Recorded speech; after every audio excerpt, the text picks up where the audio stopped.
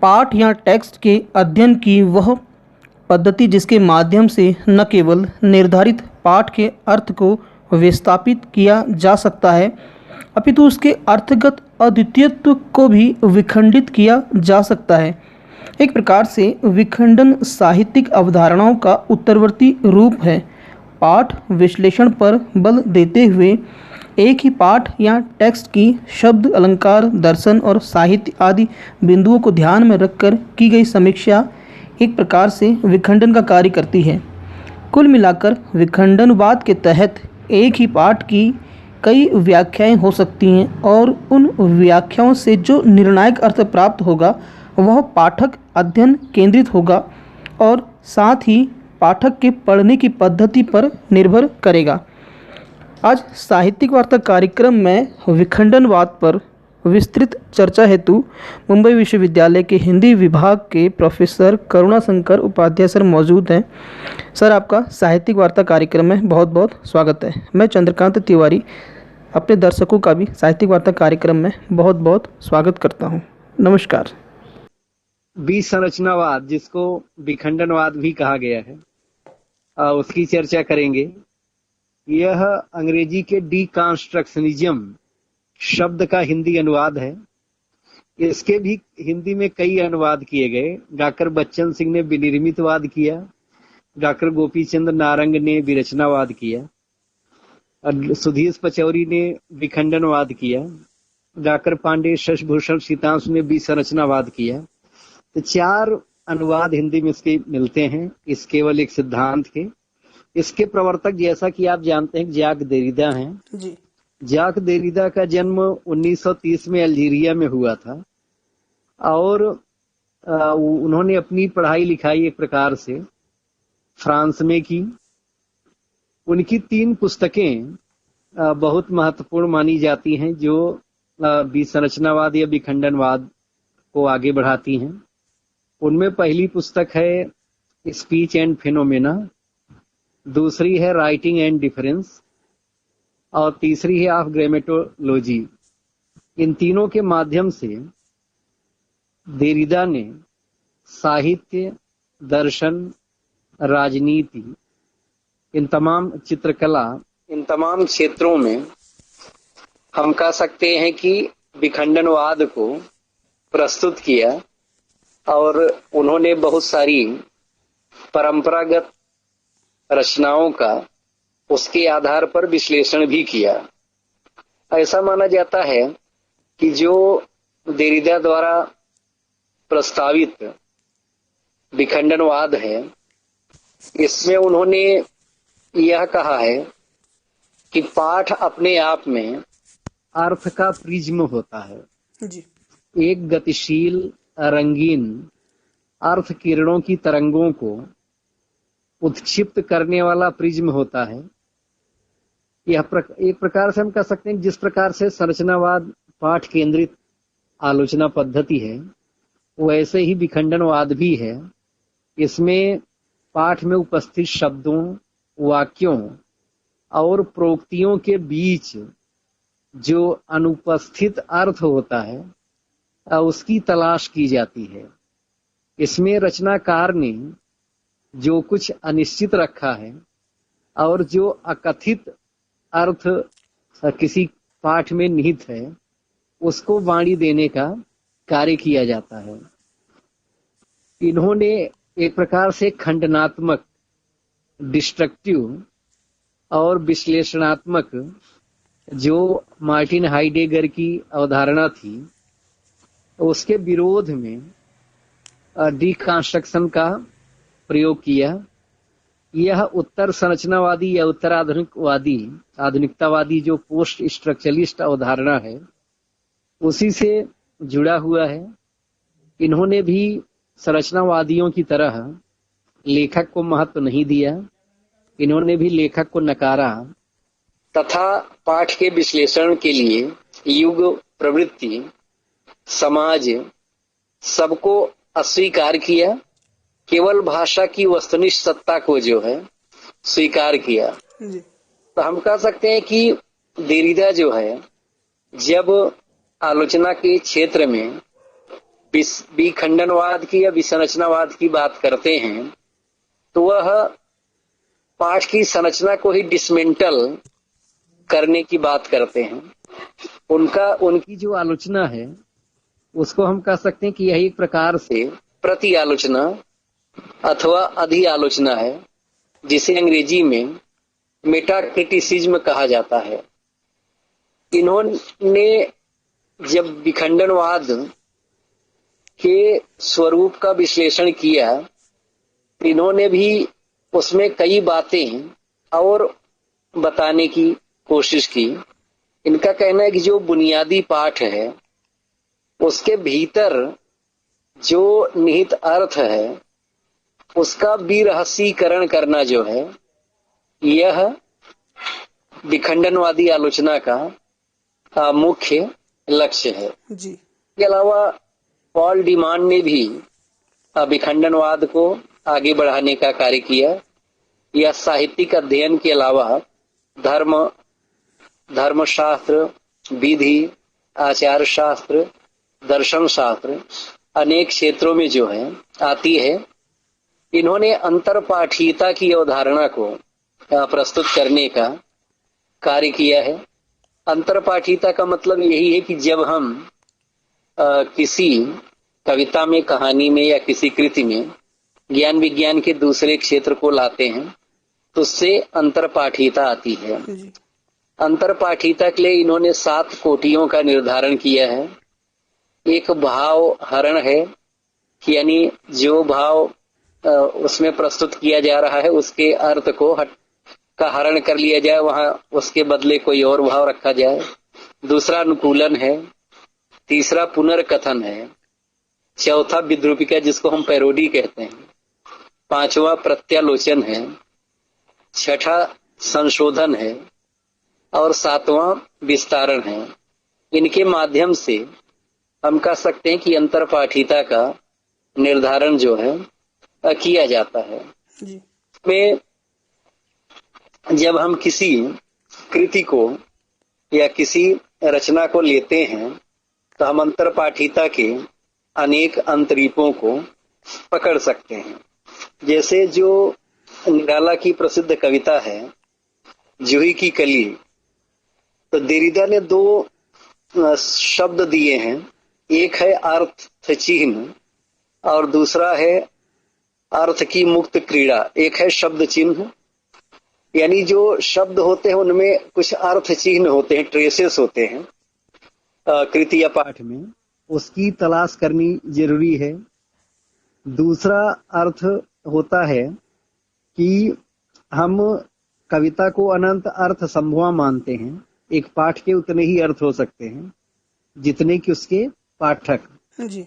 इस बहुलार्थता को भी देरिदा जो है प्रतिष्ठित करते हैं। जैसे जूही की कली मान लीजिए, निराला की प्रसिद्ध कविता है। अगर इसकी विखंडनवादी व्याख्या करें तो इसके 3 बिंदु मिलेंगे। सबसे पहले तो यह एक श्रृंगारिक कविता के रूप में हमारे सामने आती है। इसका दूसरा अर्थ हो सकता है कि यह वेदांती कविता के रूप में हमारे सामने आती है। जी। तीसरा वैष्णवी कविता के रूप में आती है। हम सब जानते हैं कि श्रृंगारिकता के कारण इसे महावीर साध द्विवेदी ने मर्यादाहीन कविता माना था, अश्लीलता के कारण वापस कर दिया था, सरस्वती में छापने से इनकार कर दिया था। बाद में यह मतवाला में प्रकाशित हुई जिसके संपादक स्वयं निराला थे। जूही की कविता की संरचना में हम सब जानते हैं कि समासोक्ति अलंकार है।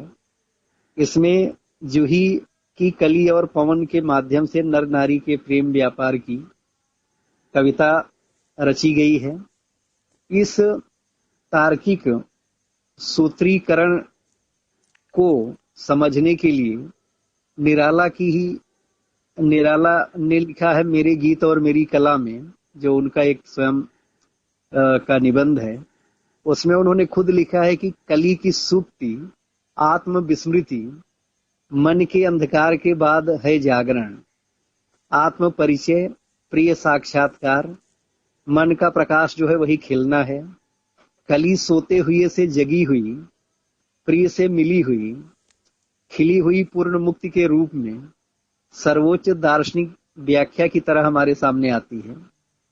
इसके एक अंश को उद्धृत करके इस कविता को नहीं समझा जा सकता। यह तमसोमा ज्योतिर्गमय की उतारी हुई तस्वीर की तरह कविता है। जी। यहाँ सुप्ति जो है तम है और प्रिय से परिचित होना जो है ज्योति है।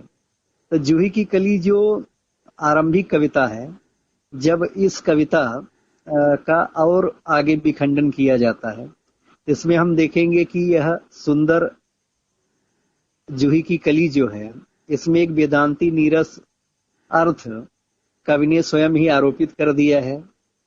इसमें ऐसा माना जाता है कि सरस्वती के तत्कालीन आर्य समाजी वेदांती पहरेदारों को फुसलाने के लिए यह कविता जड़ समेत उखाड़ दी जाती।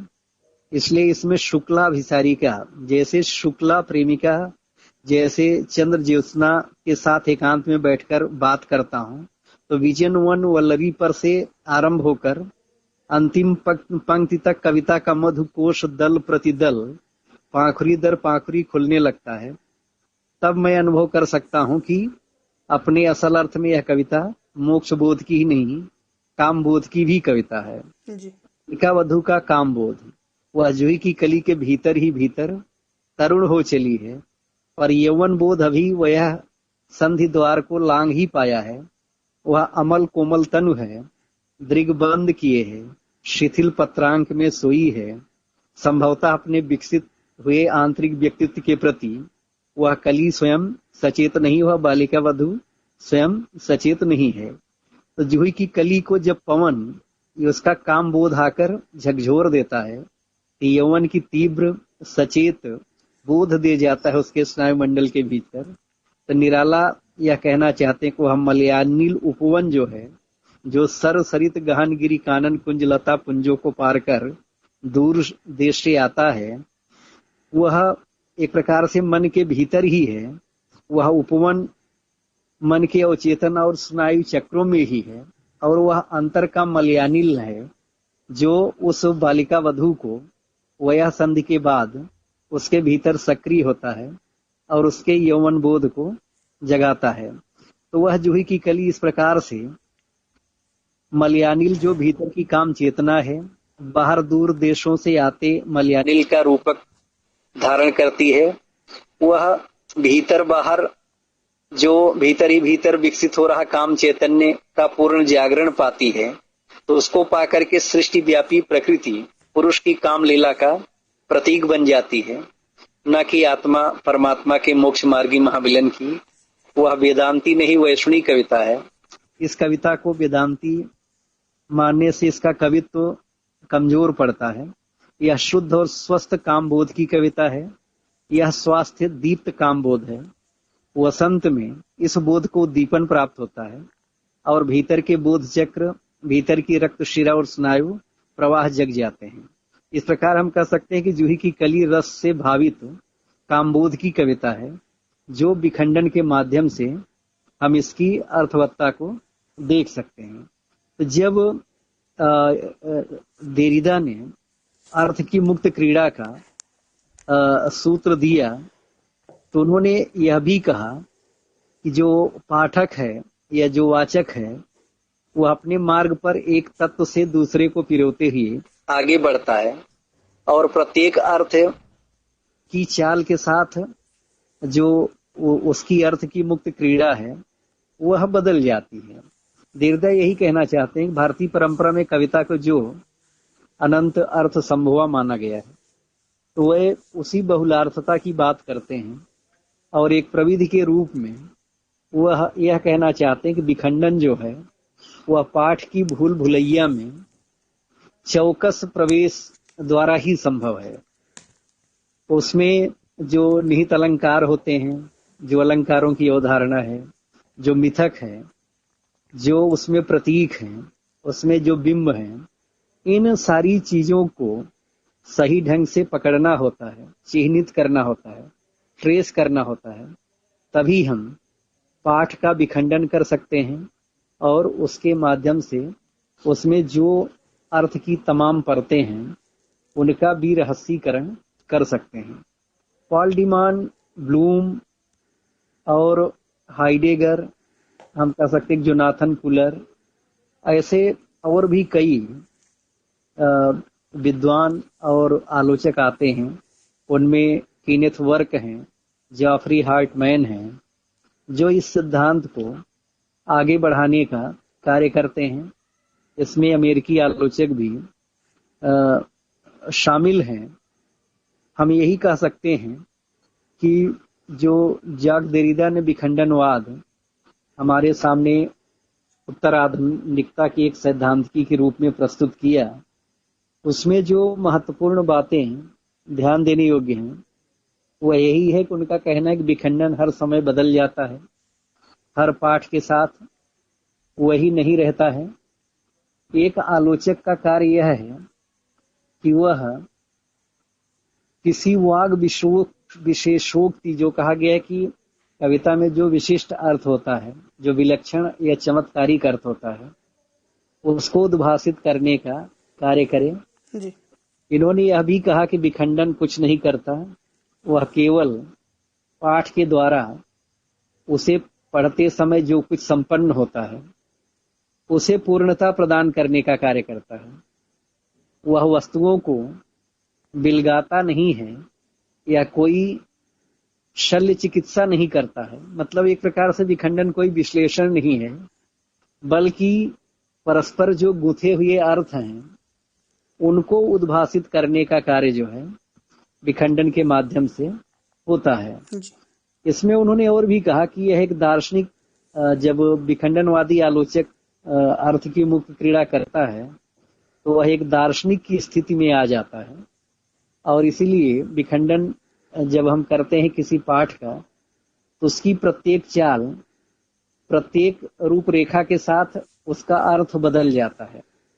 पठन की एक निकटता जो होती है, एक प्रकार से अपने यहाँ जो परकाय प्रवेश कहा गया है, जब देह का देह से संवाद होता है तो पाठ के साथ कुछ पाठक का वैसा ही संवाद होता है।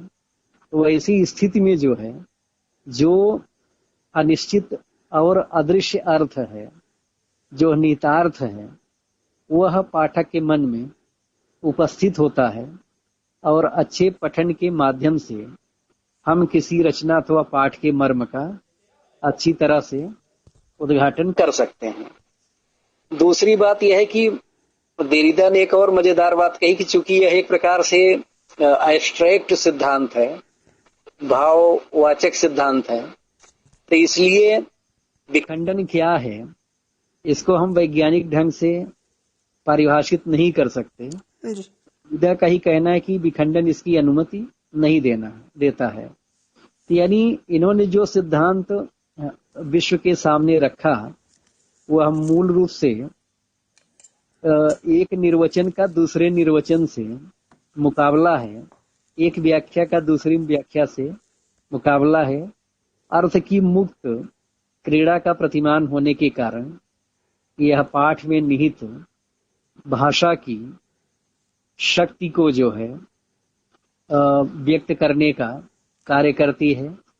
इस सिद्धांत को बहुत ज्यादा आलोचकों ने कठिन भी माना है, जिसके कारण जब रचनाओं पर इसे आरोपित किया गया या इसके माध्यम से पाठ का विखंडन किया गया तो बहुत सारी चीजें जो है इसमें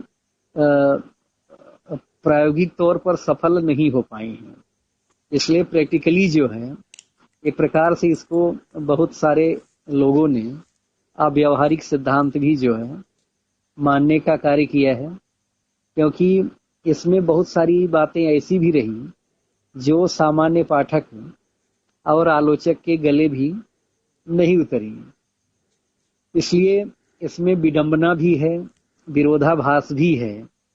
यह संशोधनवादी जो आंदोलन है उसको भी तार्किक परिणति देने की कोशिश करता है, लेकिन वह कोशिश जो है पाठक के स्तर तक पहुंच जाए, यह संभव नहीं हो पाता। इस दृष्टि से इस आलोचना पद्धति को जितना लोकप्रिय होना चाहिए था उतना लोकप्रिय नहीं हो पाई, क्योंकि यह लेखन और वाचन दोनों के बीच के विभेद को स्पष्ट नहीं कर पाई। दूसरी महत्वपूर्ण बात यह है कि इसको चूंकि ज्ञान विज्ञान के कई क्षेत्रों में प्रस्तुत करने का कार्य किया, इसलिए यह केवल आलोचना पद्धति के स्तर पर नहीं रह पाई। दर्शन, धर्म, वास्तुकला, चित्रकला दूसरे क्षेत्रों में भी होने के कारण इसका प्रयोग जो है अनेक स्तरों पर किया गया, यह होता रहा है। जब किसी पाठ के विश्लेषण में इन्होंने 3 चीजें और बताई। इन्होंने कहा कि एक है डिफरेंस, दूसरी है आवृत्ति, तीसरी है प्रतीपता। इनके माध्यम से हम अर्थ की मुक्त क्रीड़ा जो है कर सकते हैं, लेकिन अर्थ की मुक्त क्रीड़ा भारतीय परंपरा में जो परंपरागत काव्य शास्त्रीय सिद्धांत, रीति विज्ञान वगैरह थे, उनके माध्यम से जो संभव थी, यह ध्वनि विज्ञान के माध्यम से, वैसी अर्थ की मुक्त क्रीड़ा जो है विखंडनवाद के माध्यम से उतनी व्यापक रूप में नहीं हो पाई है। इसलिए कहा गया है कि इन्होंने एक दार्शनिक की तरह जो है पाठ में निहित आरेखों को, अप्रस्तुत विधानों को, लाक्षणिक प्रयोगों को और दूसरे अलंकरणों के साथ अप्रस्तुत विधान और की जाने वाली खोज और दर्शन के स्तर को जो है प्रस्तुत करने का कार्य किया है। उनका कहना है कि जो केंद्र है उसका कार्य संरचना को अनुपस्थित करना, अनुकूलित करना, संतुलित करना और संगठित करना है। इसलिए जब हम अर्थ की मुक्त क्रीड़ा आरंभ करते हैं तो जो अंतर्वस्तु है पाठ की, वह किन तत्वों और पदों से मिल करके बनी है, उसका विश्लेषण जो है हमारा लक्ष्य होता है। उसमें कई बार दर्शन या विज्ञान की चीजें भी आती हैं, कई बार ज्ञान विज्ञान के दूसरे क्षेत्र भी आते हैं। इनका एक प्रकार से जो विखंडनवाद है उसको इन्होंने खेल की अवधारणा भी कहा है। इनका कहना है कि जिस प्रकार से कोई भी क्रीड़ा या खेल बुनियादी अचलता पर आधारित है और उसमें सब कुछ अनिश्चित होता है कि कौन जीतेगा, खेल किस स्थिति तक जाएगा, खेल बीच में खत्म होगा कि या निष्कर्ष तक जाएगा, तो उसी प्रकार से जो विखंडन है यह भी पाठ के साथ आलोचक का खेल है, पाठक का खेल है। और पाठक अपने खेल को किस स्तर तक ले जाता है, किस निष्कर्ष तक ले जाता है, यह पाठक की क्षमता और उसकी समझ पर जो है निर्भर करता है।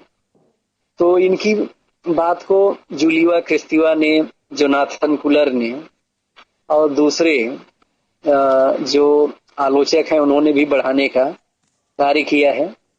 तो उत्तराधुनिकतावाद के साथ साथ हम कह सकते हैं कि विखंडनवाद जो है एक महत्वपूर्ण सैद्धांतिकी के रूप में या उत्तराधुनिकतावाद की प्रवृत्ति के रूप में जो है पूरे विश्व में फला फूला है।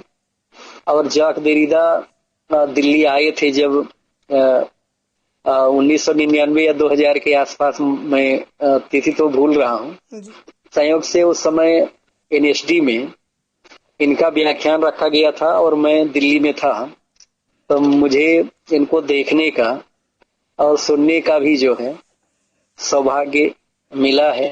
दिल्ली कौन सी जगह? दिल्ली? हाँ, दिल्ली में national school of drama NSD का जो ऑडिटोरियम है, वहां पर इनका कार्यक्रम रखा गया था।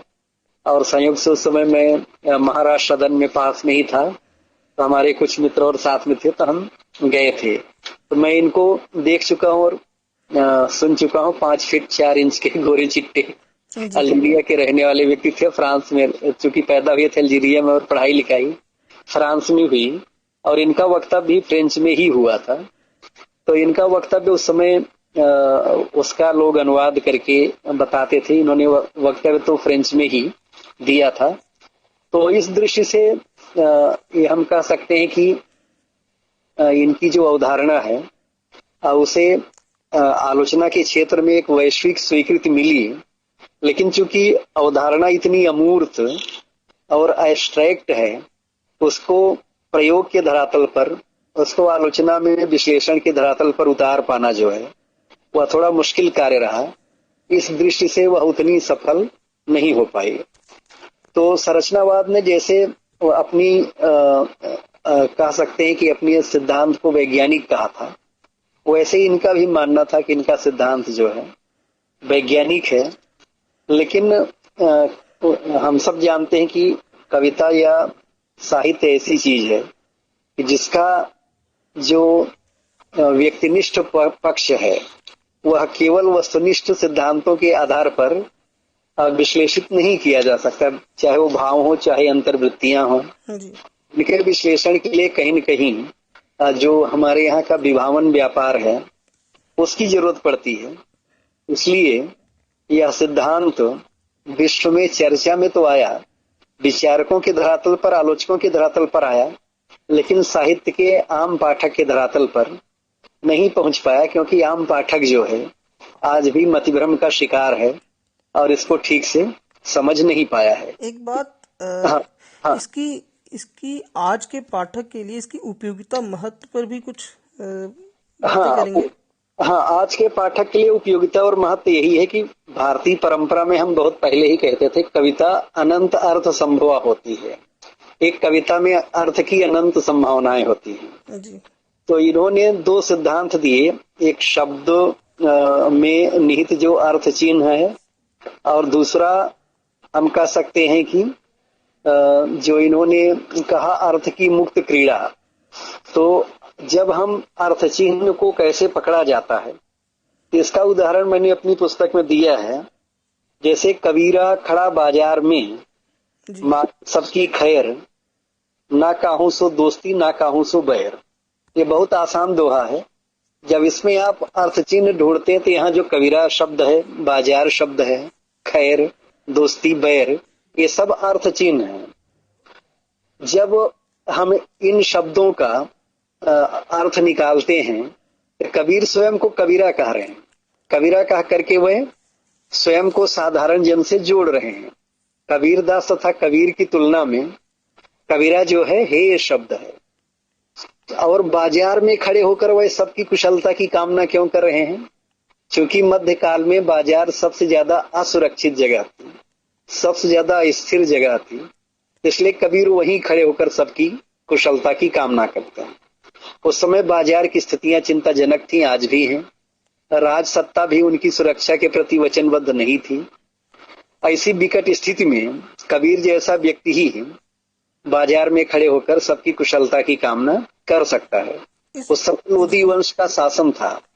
चोर डाकू से लेकर सैनिक तक सब बाजार को लूटते थे। कब किस बाजार को लूट लिया जाए इसका कोई भरोसा नहीं था। यह उस काल के शासन पर भी टिप्पणी है जी। अब इसको एक सीमित परिभाषा में क्या कहेंगे सर आप इसको, कि विखंडनवाद की एक सीमित परिभाषा क्या हो सकती है एक दो पंक्तियों में? हाँ, इन्होंने खुद ही कहा है कि विखंडनवाद क्या है, इसे परिभाषित नहीं किया जा सकता क्योंकि विखंडन इसकी अनुमति नहीं देता है। तो हम केवल यही कह सकते हैं कि विखंडनवाद एक पढ़त की प्रवृत्ति है, पाठ केंद्रित आलोचना पद्धति है, जो बौद्धिक कौशल के धरातल पर पाठ की भूल भुलैया में सावधानी पूर्वक प्रवेश की अनुमति देती है। और यदि हम अर्थ चिन्ह पकड़ लेते हैं तो हम अर्थ की मुक्त क्रीड़ा के माध्यम से उस पाठ में निहित तमाम अर्थों का विरहस्यीकरण कर सकते हैं, उनको प्रकट कर सकते हैं, उस रचना के मर्म का उद्घाटन कर सकते हैं। यही जो है इसकी मूल परिभाषा हो सकती है। और इसमें पाठक की ही अपनी एक ज्यादा रोल रहेगा, उसका ही महत्व रहेगा। हाँ, पाठक और आलोचक का ही महत्व है, लेखक या रचनाकार का महत्व नहीं है। पाठक भी इनके लिए आलोचक ही है, क्योंकि सामान्य पाठक तो उस भूल भुलैया में प्रवेश कर ही नहीं पाएगा। आलोचक का दायित्व होता है कि वह किसी कृति या रचना के अर्थ का विभावन करे।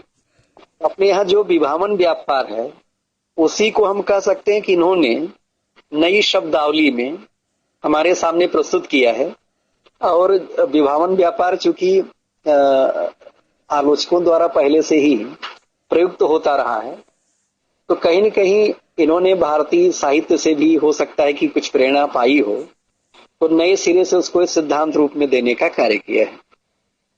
जी धन्यवाद सर, बहुत बहुत नमस्कार। हाँ, नमस्कार।